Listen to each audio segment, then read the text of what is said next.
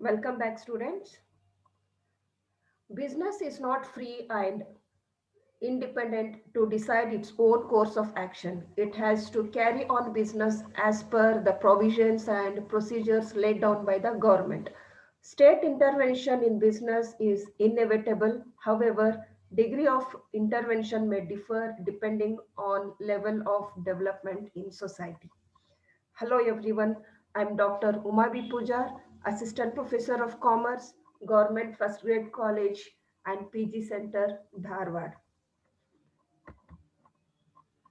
So in my last class, we discussed about what is government intervention in business, its meaning, definition, and the advantages of state intervention in business. Today, let us study what are the disadvantages or limitations of government intervention in business. So ಪ್ರೀತಿಯ ವಿದ್ಯಾರ್ಥಿಗಳೇ, ಕಳೆದ ಕ್ಲಾಸಿನಲ್ಲಿ ನಾವು ಸರ್ಕಾರದ ಹಸ್ತಕ್ಷೇಪ ಅಂದ್ರೆ ವ್ಯವಹಾರದಲ್ಲಿ ಸರ್ಕಾರದ ಹಸ್ತಕ್ಷೇಪದ ಬಗ್ಗೆ ಚರ್ಚೆ ಮಾಡಿದ್ವಿ. ಅದರ ಅರ್ಥ, ವ್ಯಾಖ್ಯಾನ ಮತ್ತು ಅದರ ಅನುಕೂಲಗಳ ಬಗ್ಗೆ ಚರ್ಚೆ ಮಾಡಿದ್ವಿ. ಇವತ್ತಿನ ಕ್ಲಾಸಿನಲ್ಲಿ ನಾವು ವ್ಯವಹಾರದಲ್ಲಿ ಸರ್ಕಾರದ ಅಥವಾ ರಾಜ್ಯದ ಹಸ್ತಕ್ಷೇಪದ ಅನಾನುಕೂಲ ಬಗ್ಗೆ ಚರ್ಚೆ ಮಾಡೋಣ. So let us see what are those disadvantages of state intervention in business. The very first point is red tapeism, corruption, lack of initiatives, manipulation of laws and planning, lack of coordination, market knows it better, wastage of resources, poor planning mechanism. So ವ್ಯವಹಾರದಲ್ಲಿ ಸರ್ಕಾರದ ಅಥವಾ ರಾಜ್ಯದ ಹಸ್ತಕ್ಷೇಪದ ಬಾಧಗಳು ಅಥವಾ ಅನಾನುಕೂಲಗಳು ಯಾವ್ಯಾವಂತೆ ಅಂದ್ರೆ, ಮೊದಲನೇದಾಗಿ ವಿಳಂಬತೆ ಮತ್ತು ಭ್ರಷ್ಟಾಚಾರ, ಉಪಕ್ರಮಕಾರಿ ಮನೋಭಾವದ ಕೊರತೆ, ಕಾನೂನು ಹಾಗೂ ಯೋಜನೆಯ ಅನುಷ್ಠಾನ, ಸಂಯೋಜನೆಯ ಕೊರತೆ, ಮಾರುಕಟ್ಟೆಯು ಅದನ್ನು ಚೆನ್ನಾಗಿ ತಿಳಿದಿದೆ, ಸಂಪನ್ಮೂಲಗಳ ವ್ಯರ್ಥ, ದೋಷಪೂರಿತ ಯೋಜನಾ ಸಂಘಟನೆಗಳು. So these are the disadvantages of state intervention in business. Let us discuss one by one in detail. So what is red tapeism? It is a practice of requiring excessive paperwork and tedious procedures before official action can be taken to completed. The procedure and the formalities of business conduct is monitored by the government. Government officials may take unreasonable time to complete the procedure. This will lead to increase in the cost of business and cause unnecessary inconvenience to the business activities. So state intervenes in business by enacting laws and passing legislations. These laws prescribe procedures and formalities to be fulfilled by business establishment. Conduct of business activities as per these procedures or formalities are monitored by government machineries. Government machinery may take unreasonable time to give permission, license, etc. So files will have to cleared or moved from one department to another department, which results in unreasonable delay. So even you may have experienced it. So whenever you have to complete some procedure, of if you want to complete some work, you have to move from one government department to another department and nothing will be completed on time. So this is one of the drawback of state intervention in business. ವಿಳಂಬತೆ, ಅಧಿಕೃತ ಕ್ರಮಗಳನ್ನು ಪೂರ್ಣಗೊಳಿಸುವ ಮೊದಲು ಅತಿಯಾದ ಕಾಗದದ ಪತ್ರಗಳು ಮತ್ತು ಬೇಸರದ ಕಾರ್ಯವಿಧಾನಗಳು ಅಗತ್ಯವಿರುವ ಅಭ್ಯಾಸವಾಗಿದೆ. ವ್ಯವಹಾರದ ಕಾರ್ಯವಿಧಾನವು ಸರ್ಕಾರವು ಮೇಲ್ವಿಚಾರಣೆ ಮಾಡುತ್ತದೆ. ಕಾರ್ಯವಿಧಾನವನ್ನು ಪೂರ್ಣಗೊಳಿಸಲು ಸರ್ಕಾರಿ ಅಧಿಕಾರಿಗಳು ಅಸಮಂಜಸ ಸಮಯ ತೆಗೆದುಕೊಳ್ಳಬಹುದು. ಇದು ವ್ಯವಹಾರದ ವೆಚ್ಚದಲ್ಲಿ ಹೆಚ್ಚಳಕ್ಕೆ ಕಾರಣವಾಗುತ್ತದೆ ಮತ್ತು ವ್ಯಾಪಾರ ಚಟುವಟಿಕೆಗಳಿಗೆ ಅನಗತ್ಯ ಅನಾನುಕೂಲತೆಯನ್ನು ಉಂಟು ಮಾಡುತ್ತದೆ. ಸೊ ವಿಳಂಬತೆ ರಾಜ್ಯ ಕಾಯ್ದೆ ಹಾಗೂ ಶಾಸನಗಳನ್ನು ಅಂಗೀಕರಿಸಿ ವ್ಯಾವಹಾರಿಕ ಚಟುವಟಿಕೆಯನ್ನು ನಿಯಂತ್ರಿಸುತ್ತದೆ. ರೂಪಿಸಲ್ಪಟ್ಟ ಕಾಯ್ದೆಗಳು ವ್ಯಾವಹಾರಿಕ ರಂಗ ಪಾಲಿಸಬೇಕಾದ ವಿಧಿವಿಧಾನ ಹಾಗೂ ಔಪಚಾರಿಕತೆಗಳನ್ನು ಸೂಚಿಸುತ್ತದೆ. ಸರ್ಕಾರಿ ಯಂತ್ರ ವ್ಯಾವಹಾರಿಕ ಸಂಘಟನೆಗಳ ಕಾರ್ಯನಿರ್ವಹಣೆಯನ್ನು ಸಂಬಂಧಪಟ್ಟ ಇಲಾಖೆಗಳ ಮುಖಾಂತರ ಪರಿಶೀಲಿಸುತ್ತದೆ. ಸರ್ಕಾರಿ ಅಧಿಕಾರ ವರ್ಗ ಲೈಸೆನ್ಸ್ ಪಡೆಯುವುದು, ಅನುಮತಿ ಹಾಗೂ ಪರವಾನಗಿ ಹಾಗೂ ಆಕ್ಷೇಪಣ ರಹಿತ ಪತ್ರಗಳ ಕಡತ ವಿಲೇವಾರಿಯನ್ನು ಅನಗತ್ಯವಾಗಿ ಕಾರ್ಯ ವಿಳಂಬ ಮಾಡುತ್ತದೆ.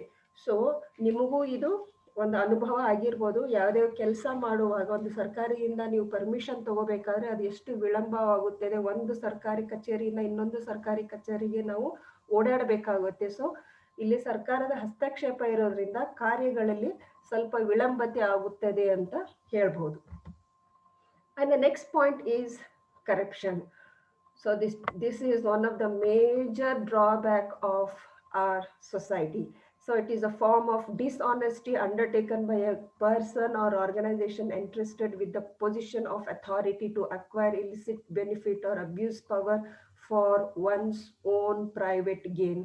It includes bribery, misuse and abuse of power and functions by the bureaucrats.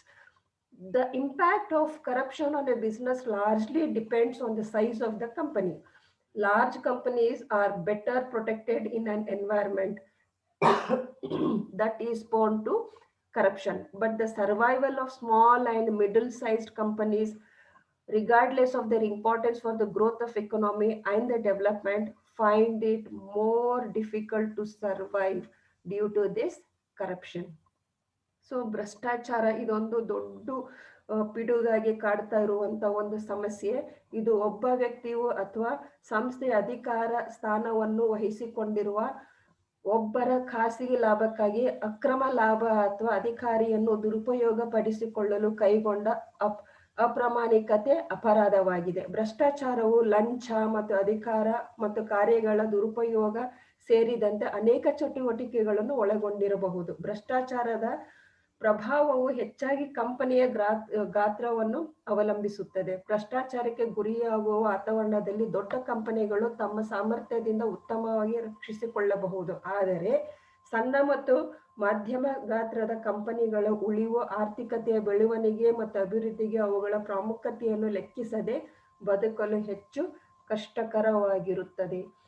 So bureaucrats and politicians always misuse the powers in their hands. More the regulations, more are the power in the hands of these people to sanction permits, give license and clear files. They may charge fees in the form of corruption. So even this is one of the major problem of state intervention in business. Let us move on to third point, that is lack of initiatives. Innovation is one of the key objectives of the business. As we all know, we have read what are the objectives of business. So innovation is one of the key objectives of the business. Innovation can grow when there is freedom to think, act and take initiation on the business idea. Government intervention brings too many restrictions through laws and procedures which become a hurdle to the business houses to implement the idea and come out with new innovations.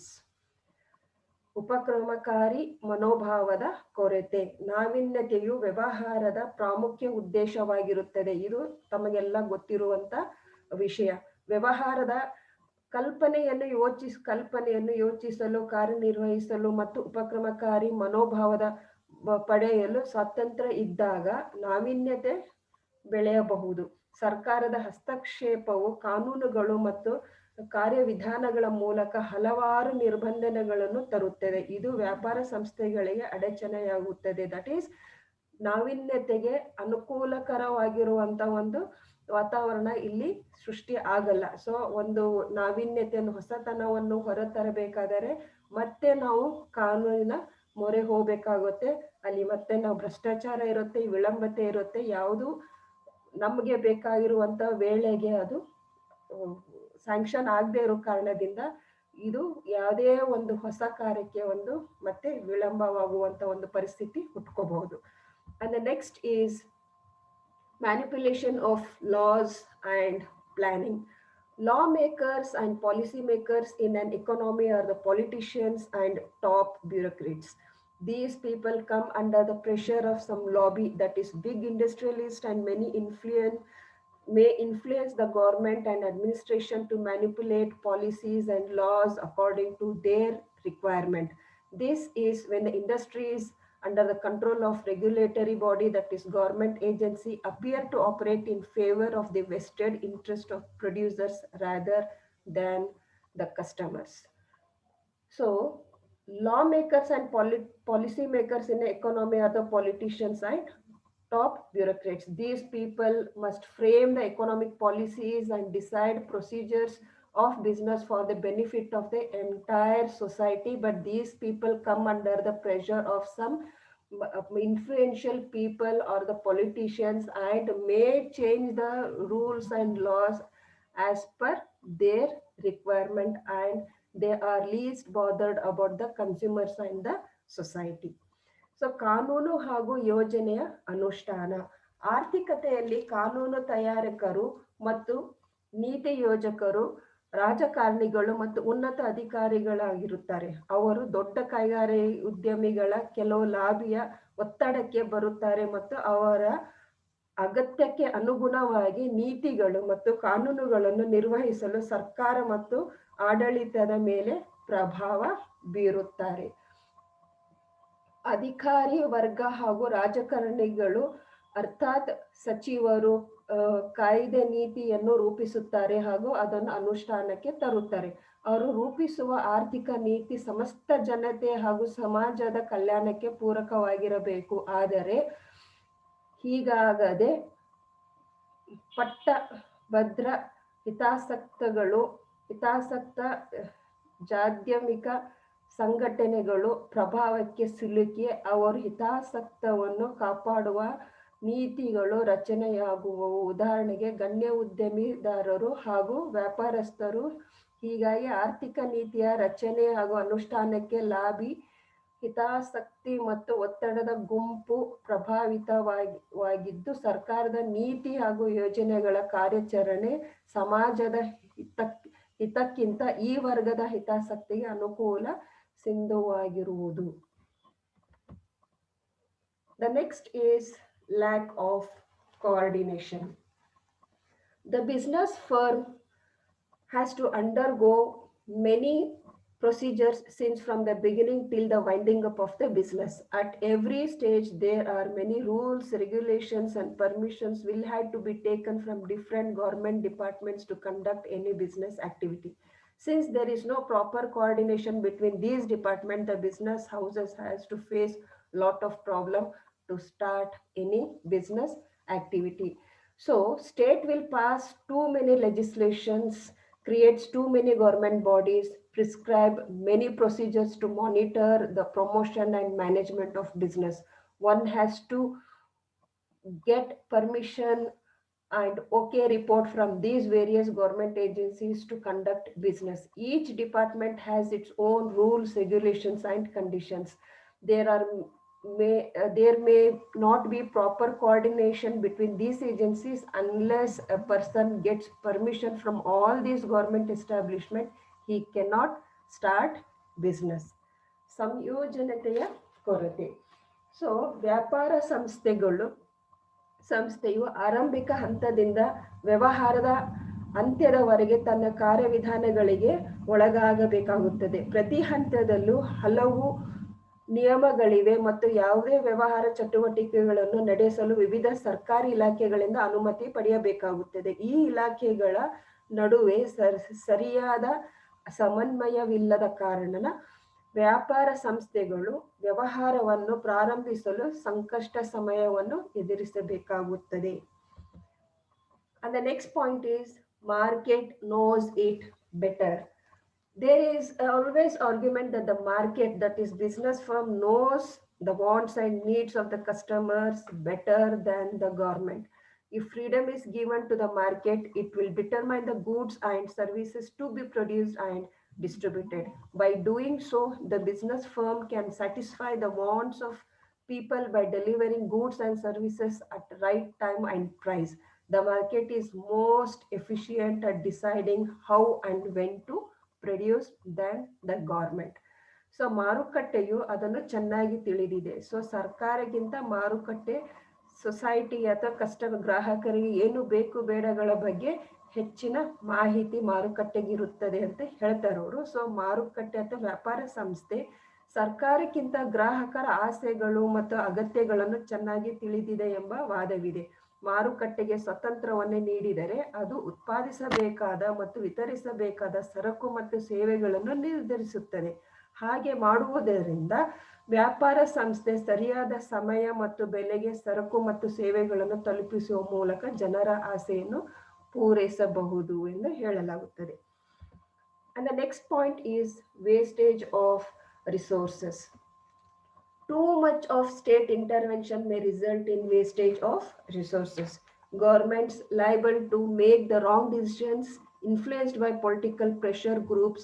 They spend resources on inefficient projects which lead to an inefficient outcome.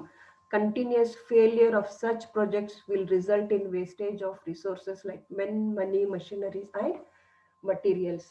So, state will decide priority of industries where resources are to be invested. The priorities or areas of business chosen by the government may not be based on the market conditions.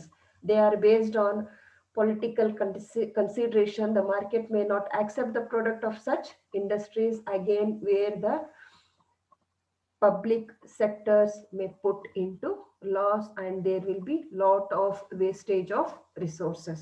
So ಸಂಪನ್ಮೂಲಗಳ ವ್ಯರ್ಥ. ಹೆಚ್ಚಿನ ರಾಜ್ಯ ಹಸ್ತಕ್ಷೇಪವು ಸಂಪನ್ಮೂಲಗಳ ವ್ಯರ್ಥಕ್ಕೆ ಕಾರಣವಾಗಬಹುದು. ರಾಜಕೀಯ ಒತ್ತಡದ ಗುಂಪುಗಳಿಂದ ಪ್ರಭಾವಿತವಾದ ತಪ್ಪು ನಿರ್ಧಾರಗಳನ್ನು ತೆಗೆದುಕೊಳ್ಳಲು ಸರ್ಕಾರಗಳು ಜವಾಬ್ದಾರರಾಗಿರುತ್ತಾರೆ. ಅವರು ಅಸಮರ್ಥ ಯೋಜನೆಗಳಿಗೆ ಸಂಪನ್ಮೂಲಗಳನ್ನು ಖರ್ಚು ಮಾಡುತ್ತಾರೆ. ಅದು ಅಸಮರ್ಥ ಫಲಿತಾಂಶಕ್ಕೆ ಅಥವಾ ಉತ್ಪಾದನೆಗೆ ಕಾರಣವಾಗುತ್ತದೆ. ಅಂತಹ ಯೋಜನೆಗಳ ನಿರಂತರ ವೈಫಲ್ಯವು ಕಾರ್ಮಿಕ, ಹಣ, ಯಂತ್ರೋಪಕರಣ ಮತ್ತು ಸಾಮಗ್ರಿಗಳಂತಹ ಸಂಪನ್ಮೂಲಗಳನ್ನು ವ್ಯರ್ಥ ಮಾಡಲು ಕಾರಣವಾಗುತ್ತದೆ. The last point is poor planning mechanism. The ultimate objective of Indian planning is to increase the standard of living of society at large. Economic planning is the making of major economic decision, what, how much, and to whom is to be produced, and decides what resources to be used. Due to failure in the implementation stage, the objective of planning cannot be achieved because planning mechanism, machinery, and its implementation is in the hands of bureaucrats and other government officials who are not expert planners. So, planning department and machinery in government is not developed. So, it fails in implementation stage. So ದೋಷಪೂರಿತ ಯೋಜನಾ ಸಂಘಟನೆ. ಸಮಾಜದ ಜೀವನ ಮಟ್ಟವನ್ನು ದೊಡ್ಡ ಪ್ರಮಾಣದಲ್ಲಿ ಹೆಚ್ಚಿಸುವುದು ಭಾರತೀಯ ಯೋಜನೆಯ ಅಂತಿಮ ಉದ್ದೇಶವಾಗಿದೆ. ಆರ್ಥಿಕ ಯೋಜನೆ ಎಂದರೆ ಪ್ರಮುಖ ಆರ್ಥಿಕ ನಿರ್ಧಾರ ಏನು, ಎಷ್ಟು ಮತ್ತು ಯಾರಿಗೆ ಉತ್ಪಾದಿಸಬೇಕು ಮತ್ತು ಯಾವ ಸಂಪನ್ಮೂಲಗಳನ್ನು ಬಳಸಬೇಕೆಂದು ನಿರ್ಧರಿಸುತ್ತದೆ. ಅನುಷ್ಠಾನ ಹಂತದಲ್ಲಿ ವಿಫಲವಾದ ಕಾರಣ ಯೋಜನೆ ಉದ್ದೇಶಗಳನ್ನು ಸಾಧಿಸಲಾಗುವುದಿಲ್ಲ. ಏಕೆಂದರೆ ಯೋಜನಾ ಯಂತ್ರೋಪಕರಣಗಳು ಮತ್ತು ಅದರ ಅನುಷ್ಠಾನವು ಪರಿಣಿತ ಯೋಜಕರಲ್ಲದ ಅಧಿಕಾರಿಗಳು ಮತ್ತು ಇತರ ಸರ್ಕಾರಿ ಅಧಿಕಾರ ಕೈಯಲ್ಲಿಗಳಿದೆ. So these are the points which explains the disadvantages or the cons of state intervention in business. So here we end this third unit. So illige third unit ಮುಕ್ತಾಯಗೊಳ್ಳುತ್ತದೆ. So these are the important slides in unit 3 which are very important from exam point of view. So with next chapter, I'll be meeting you with next videos. Until then, have a nice time. Thank you very much.